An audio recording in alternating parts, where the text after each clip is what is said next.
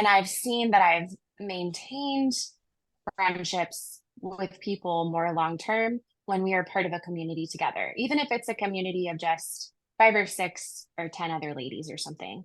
And I will say there's something that can sort of be nice about a group where you're definitely closer with some of the ladies in the group, but then you can't just be so intimate with everybody in the group, but there's still this shared sense of camaraderie.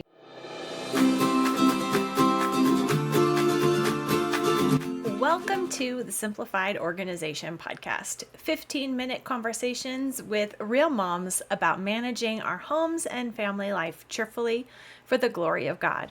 We can actually enjoy housework and love being homemakers when we focus on truth and work with gratitude. I'm Mystie Winckler, homemaker, homeschool mom, and author of the book Simplified Organization: Learn to Love What Must Be Done. I write and podcast at simplyconvivial.com, and I run Convivial Circle, a community helping women to excel at homemaking and do life cheerfully. And today I have a little bit of a different kind of episode. Inside Convivial Circle, there are 3 ladies who have formed a friendship outside of the community. These ladies have great conversation, and so I asked them to meet up for basically a book club meeting on C.S. Lewis's 4 Loves book on friendship. And so we had a conversation about friendship and how women can have good Christian fellowship and friendship together and what that really means. I broke this conversation up into 4 different parts. So grab a basket of laundry to fold and let's dig in. So I think that it was really funny that we read this book, and one of the things that first stood out is that it wasn't selfish. 2 friends delight to be joined by a third, and a third by a fourth, if only the newcomer is qualified to become a real friend. And so in my mind, I was sitting there going, like, I wonder, This is like all my friends coming together. Is this 2 being joined by a third and a fourth, or is it the 3 being joined by a fourth, or is it The order doesn't it doesn't matter. But I think one who will augment our loves. But that was the one place I kind of disagreed. I think there does become a point where there's too many. Like if it's like there's something that happens when there's this small group, and we kind of said like it doesn't matter how many come in as long as it's all in that same mindset. And I don't know. I like the intimacy. I don't know. I think there's an intimacy thing. And when you get too many, you actually lose the connection that is connecting everybody. I think that it's closer to, because I grabbed the book that I was like, do I look it up or do I not look it up? The book I was being weird about was Bandersnatch, which is the biography of the friendship of the Inklings.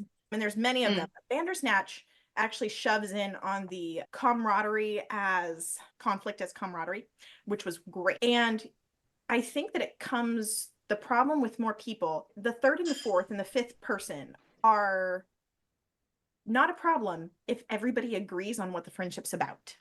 It's like a personification of the quest, because a friendship is like a quest.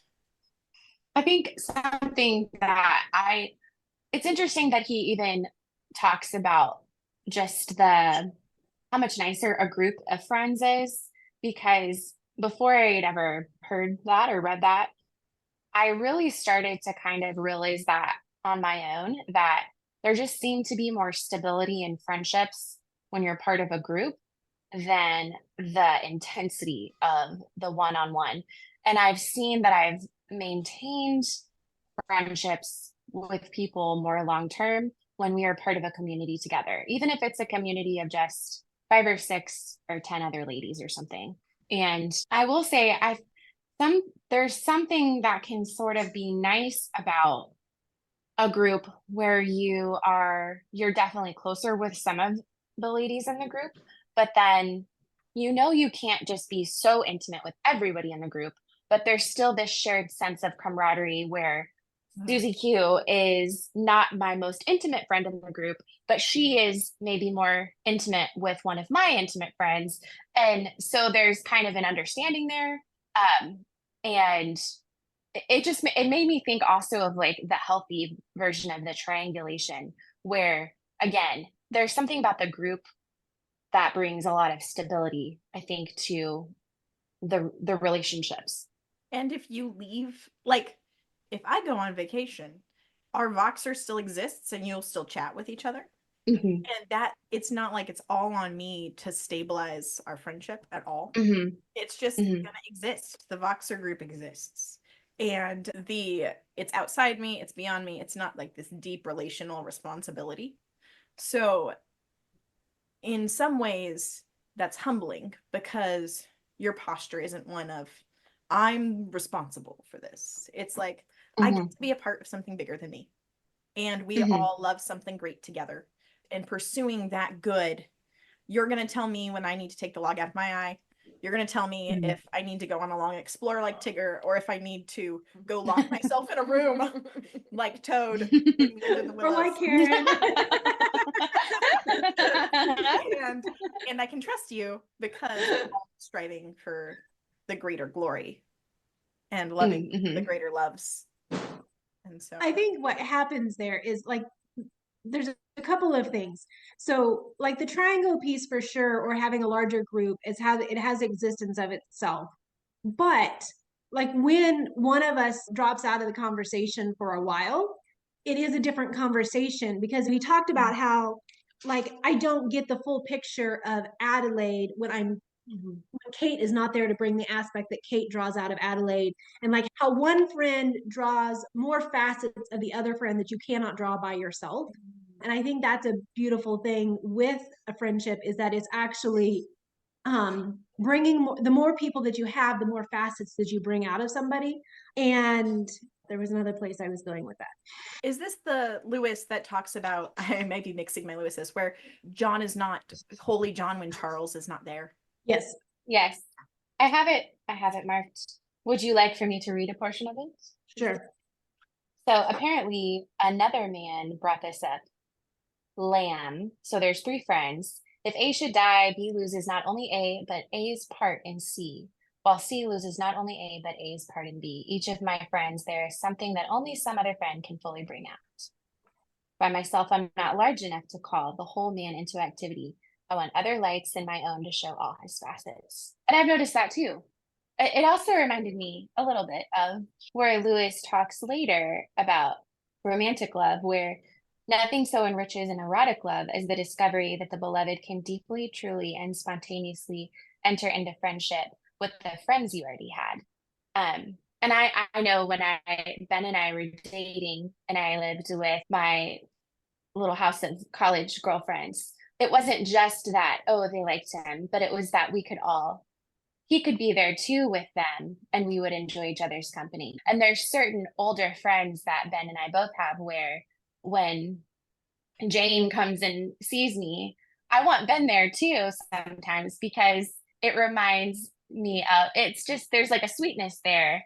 Or Ben has friends where it's the same way. Again, it's like that group dynamic is, it's so enriching. It is. My parents, so when I got engaged to Eric, the weekend afterwards, I walked into my house, and on the couch were my mom and my future mother-in-law, Pinteresting and drinking a glass of wine. And in the garage were my father and my future father-in-law. And they've been basically inseparable ever since. When I think of like that promise of friendship, that's what I think of, is that like that group relationship. You don't necessarily see your parents as whole people, but when you're in friendship with other people, that's a gift. And to see that things that I love about my husband that are in his parents are also things my parents love about his parents. So I think we need to go back to the beginning of the chapter and start actually establishing and defining what Lewis called friendship and how he valued it.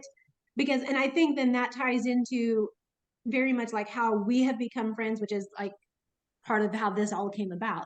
So he starts at the beginning of it. To the ancients, friendship seemed the happiest and most fully human of all loves, the crown of life and the school of virtue. The modern world, in comparison, ignores it. We admit, of course, that besides a wife and family, a man needs a few friends.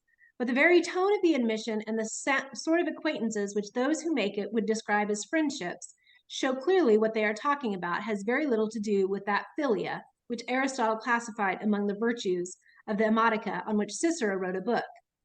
It is something quite marginal, not a main course in life's banquet of diversion, something that fills up the chinks of one's time.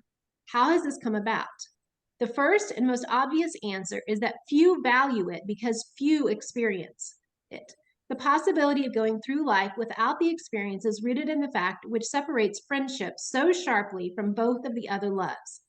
Friendship is, in a sense, not at all derogatory to it, the least natural of loves, the least instinctive, organic, biological, gregarious, and necessary.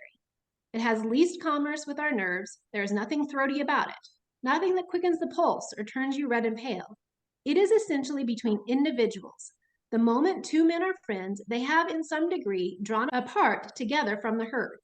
Without eros, none of us would have been begotten, and without affection, none of us would have been reared. But we can live and breed without friendship. And then he goes on to say that the friendships is what values the individual, and it is relations between men at their highest levels of individuality. And that at some point you have to say that these are my friends and those are not. But there is actually, it is very much a differentiation from a group.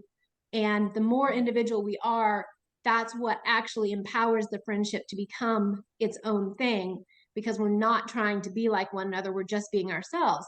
And so I think, and there was some place also that he talked about is coming together on like a common theme that draws us. It's not the interest in who the person is, but it's the commonality between an idea or a thought that connects. But usually and so like everybody else discounts. So for those that don't know, how in the world did Moscow, Idaho, Missouri, and Texas all get together to be friends? We were in a common group talking about marriage, and it was then a book club.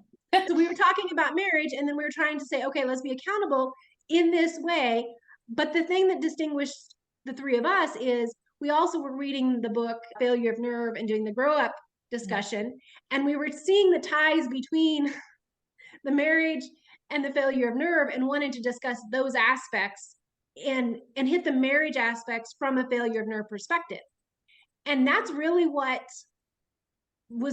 signaled out, like, I'm like, this, I'd like to discuss empowered wife with in the context of failure of nerve. And I noticed that the two of you had made comments. I'm like, hey, would you guys be interested? And Stephanie set it up for us. But that was the piece that kind of drew us. I had no idea anything about your lives, nothing other than you had the common interest of the Empowered Wife book and failure of nerve. And then we started talking, and then that's the rest of us. And now we have. I mean, I've been paying attention to both of y'all. I had noticed that both of y'all were frequently discussing things and making comments that I respected, and that I didn't just randomly want to join into a group with y'all. It was pretty calculated on my part, but we hadn't talked we hadn't talked intimately. We hadn't talked to each other. No, I don't know.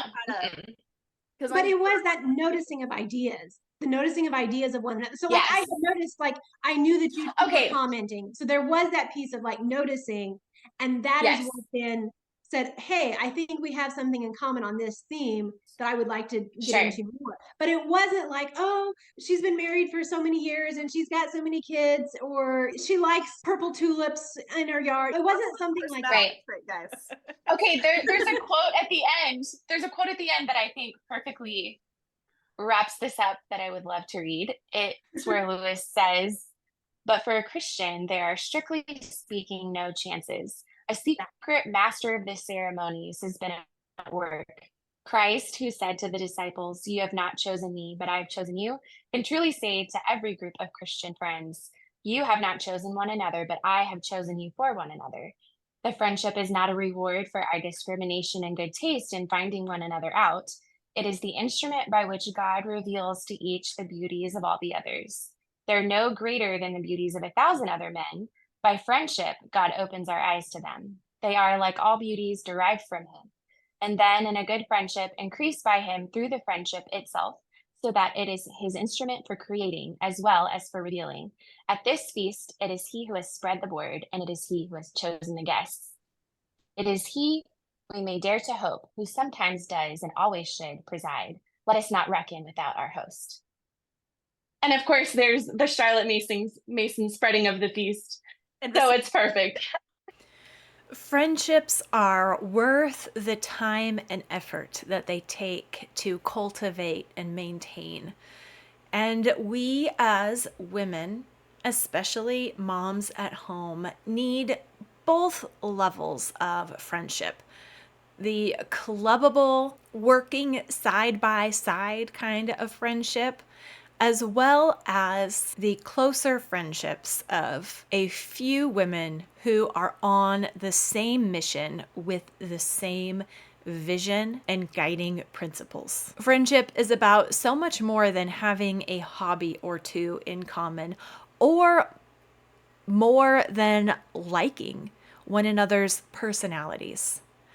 Real friendship develops out of ideas, conversations, and being on mission together. Stay tuned for part 2 of this conversation, which will include common pitfalls of friendship as well.